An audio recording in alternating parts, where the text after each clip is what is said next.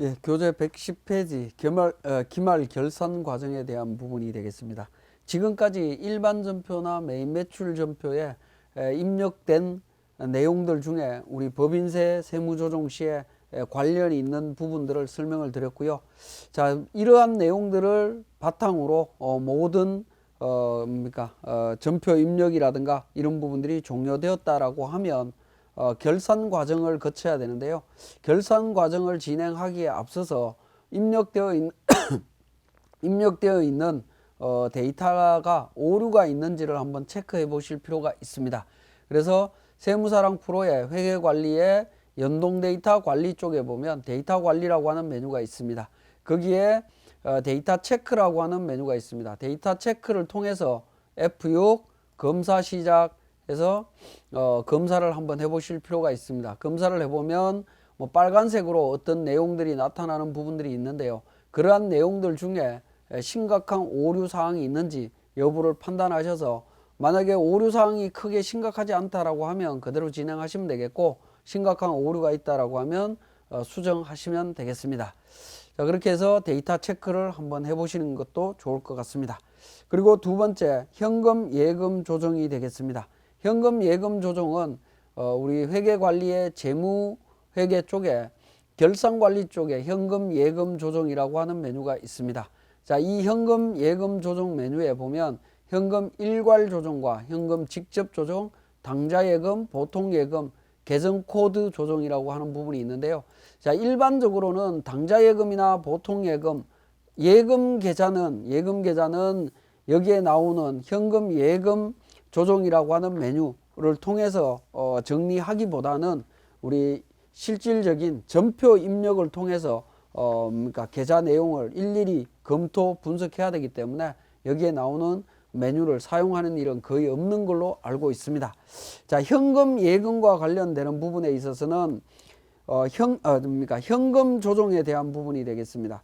현금 조정은 우리가 그 회사에서 자체적으로 기장을 할 때는 회계적 사건이 발생함과 동시에 회계 처리가 되는 것이 일반적이고, 이런 경우에는 현금 예금의 잔액과 장부상의 잔액이 거의 실제 잔액이 거의 일치하지만 회사에서 자체 기장을 하지 않고 세무대리인을 통해서 기장 대행을 하는 경우에는 회계적인 사건이 발생된 시점과 회계 처리의 시간적인 차이, 뭐 이러한 여러 가지 이유로 인해서 현금 시제에 차이가 발생을 합니다. 이러한 차이를 자동으로 또는 수동으로 조정할 수 있는 기능이라고 보시면 되겠습니다. 현금 일괄 검토라고 하는 부분은 현금 잔액을 자동으로 수정하는 방법으로서 검토 기간 및 조정 금액 범위 등을 설정해서 매일 현금 잔액이 조정 금액 범위 내의 금액이 유지되도록 하고 가지급금, 가수금 계정을 통해서 조정하는 부분이라고 보시면 되겠습니다. 자, 직접 조정은 직접 조정은 현금 잔액을 월별로 수동 작업을 통해서 수정하고 그 수정된 내용을 월별로 전표를 생성하는 부분으로 그렇게 이해를 하시면 되겠습니다.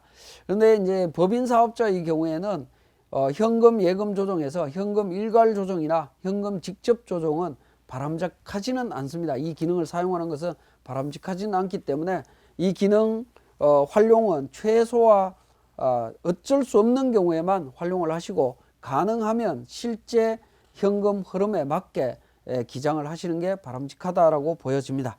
자, 112페이지에 3번 결산 자료의 수집과 정리에 대한 부분입니다.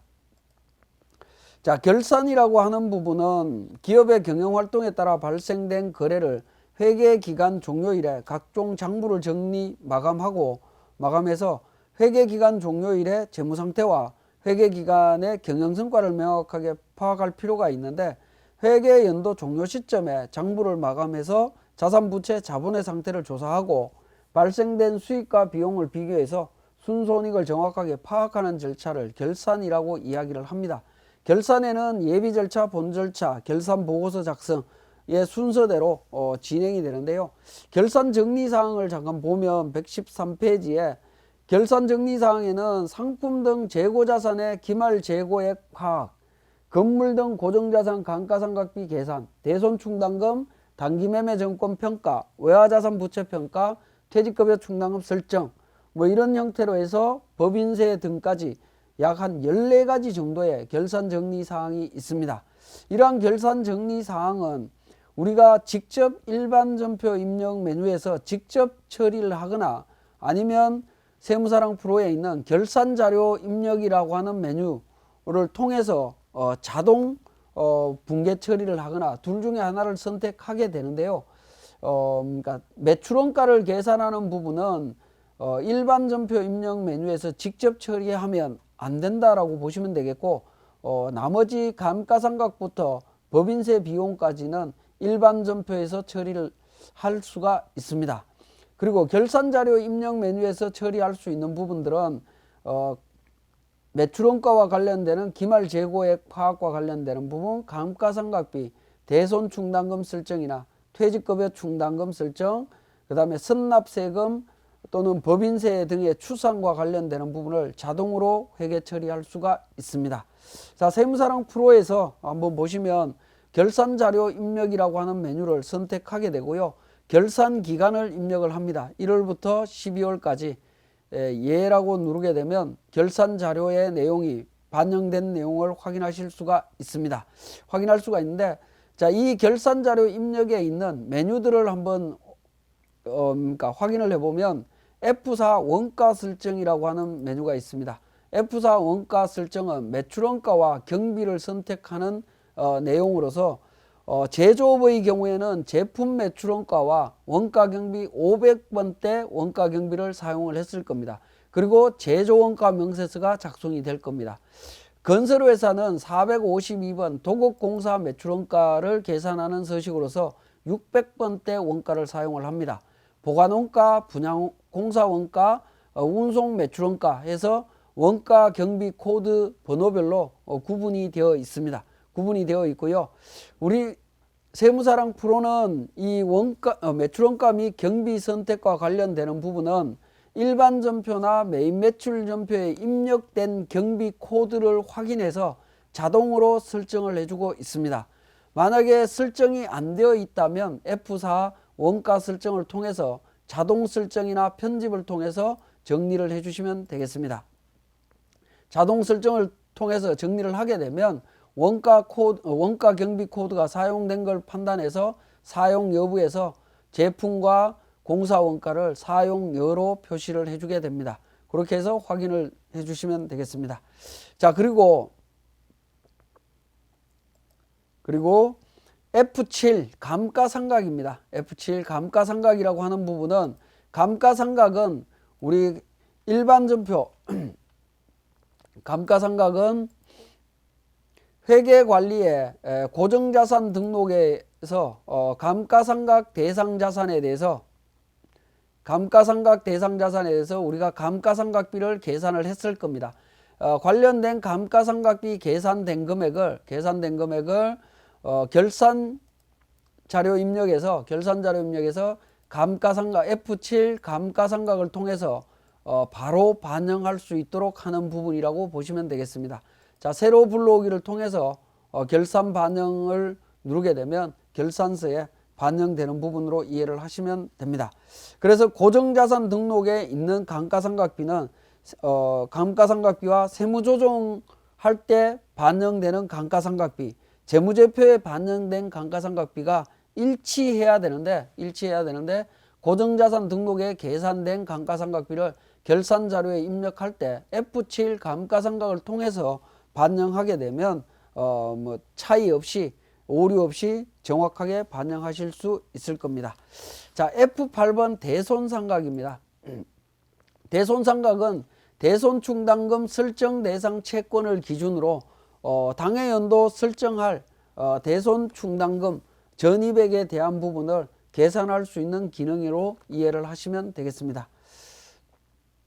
자, 컨트롤 F8 퇴직충당이라고 되어 있습니다. 퇴직충당은 퇴직금 추계액을 입력하면 기초퇴직급여 충당금 잔액과 단기 증가 감소를 감안해서 당해 연도의 퇴직급여 충당금 설정액을 계산할 수 있는 서식으로 이해를 하시면 되겠습니다. 그래서 퇴직급여 충당 부채도 우리 세무사랑 2에 있는 세무사랑 프로에 있는 컨트롤 F8 퇴직 충당을 통해서 정리하실 수가 있습니다. 자, 116페이지에 참고해 보시면 결산 전 금액과 결산 반영 금액이라고 하는 부분이 있습니다. 그 결산 전 금액과 결산 반영이라고 하는 금액의 내용들 중에서 보시면 자, 감가상각비 같은 경우에 결산 전 금액이 6,175만 4,866원입니다. 결산 반영 금액 6,475만 4,866원으로 되어 있습니다. 자, 이 이야기는 뭐냐면 결산 전에 이미 결산서에 이미 반영된 금액이 6,100이고 결산 반영 금액 지금 반영할 금액이 6,400이라는 거죠. 그러면 결산 후 금액이 1억 2,600이 됩니다. 결과론적으로는 이미 결산 전 금액이라고 하는 부분은 이미 수동으로 일반 전표에서 감가상각비를 이렇게 반영했다라는 의미로 이해를 하시면 됩니다. 그렇기 때문에 결산 반영으로 또 반영을 하게 되면 이중으로 감가상각비가 반영되는 문제가 발생한다라고 볼 수가 있습니다.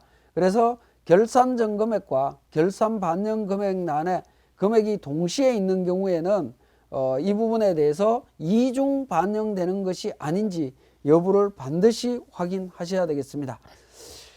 자, 그리고 결산자료 입력에서 마지막에 법인세와 관련되는 부분이 있습니다.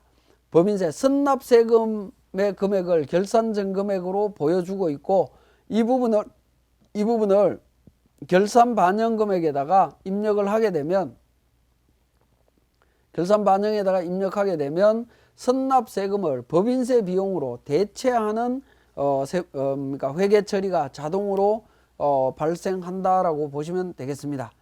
따라서 이제 결산 전 입력에 단기 선납세금 계정의 잔액을 법인세 등으로 대체하고자 할 때 수동으로 일반 전표 입력해서 정리하시거나 아니면 결산자료 입력 쪽에 반영해 주셔도 되겠다라는 겁니다. 자, 이렇게 해서 이제 결산 자료가 전부 다 반영이 됐다라고 하면 F3 전표 추가라고 하는 부분이 있습니다. 전표 추가를 통해서 결산 내용을 반영해 주시면 되겠습니다. 자, 이렇게 이제 결산이 완료되고 나면 재무제표를 확정하게 되는데요. 재무제표는 원가 명세서부터 확인을 합니다.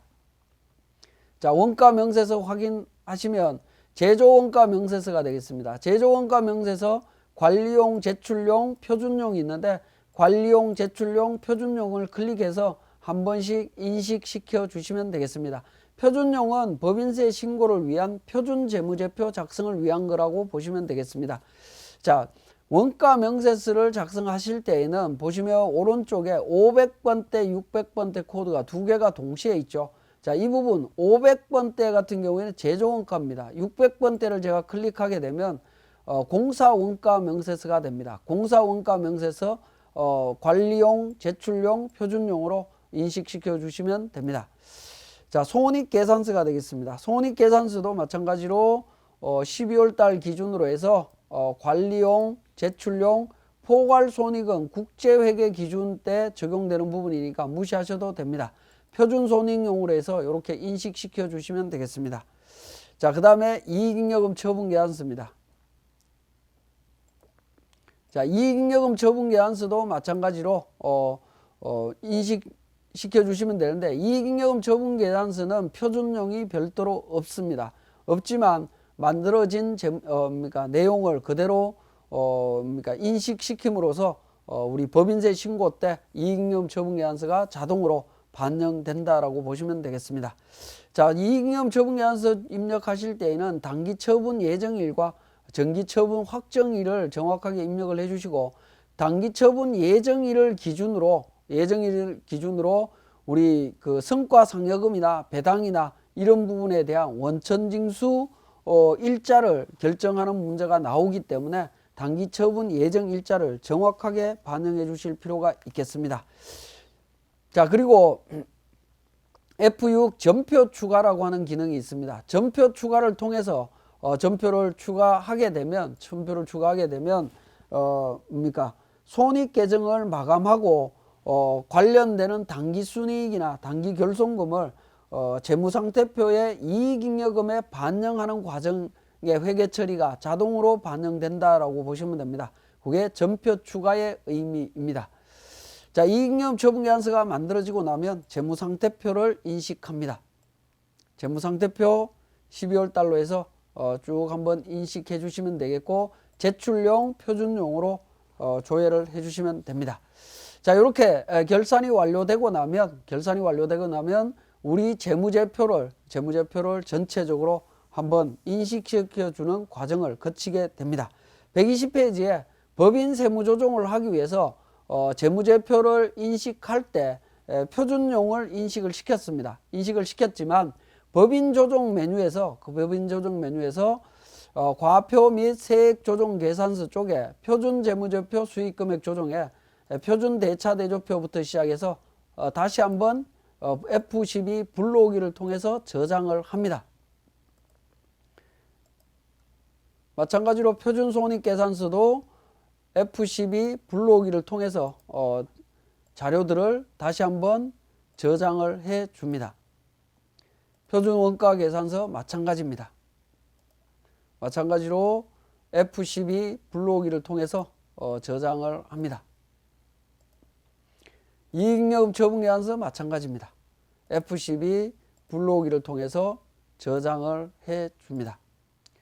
자, 이렇게 표준재무제표 결산이 끝나고 난 다음에 법인조정에서 표준대차대조표, 손익계산서, 원가명세서, 이익잉여금 처분계산서까지 조회를 하면 우리 법인세 세무조정을 하기 위한 기초 과정이 완료되었다라고 보시면 되겠습니다. 다음 시간에 법인 세무조정에 대한 기본적인 개념과 각종 명세서에 대한 부분들을 설명드리겠습니다.